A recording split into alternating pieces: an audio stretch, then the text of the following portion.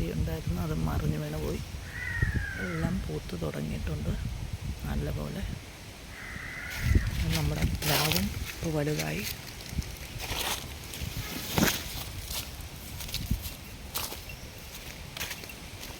ഇത് നമ്മുടെ കാന്താരി മുളക്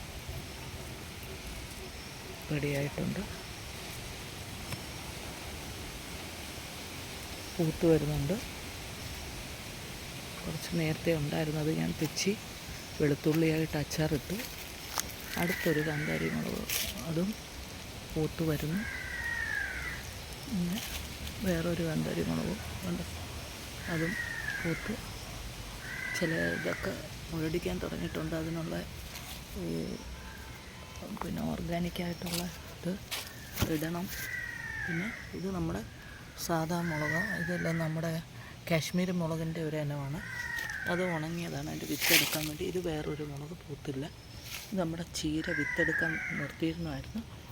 അത് വിത്തെല്ലാം എടുത്തു. അതിൻ്റെ ആ വലിയ സ്റ്റെമ്മായിരുന്നു, അതുകൊണ്ട് അത് തന്നെ അവിടെ തന്നെ നിന്നിട്ട് നല്ലപോലെ ഇലയായിട്ടുണ്ട്. ഇത് നമ്മുടെ വെള്ളരിയാണ്. ഇത് നമ്മുടെ മുളക്, ഇപ്പം മുമ്പേ കണ്ട മുളകിൻ്റെ തന്നെ വേറൊരു ഇനം. അത് നല്ലപോലെ കിട്ടി നമുക്ക്. അതിൽ കൊല കൊലയായിട്ട് ഉണ്ടായിട്ടുണ്ട്.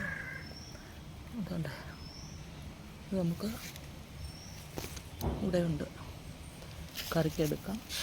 പിന്നെ ഇവിടെയും നമുക്ക് വേറെ ഒരു കാച്ചിലും മുളകും എല്ലാം ആയിട്ട് അതും റെഡി ആയിട്ടുണ്ട്.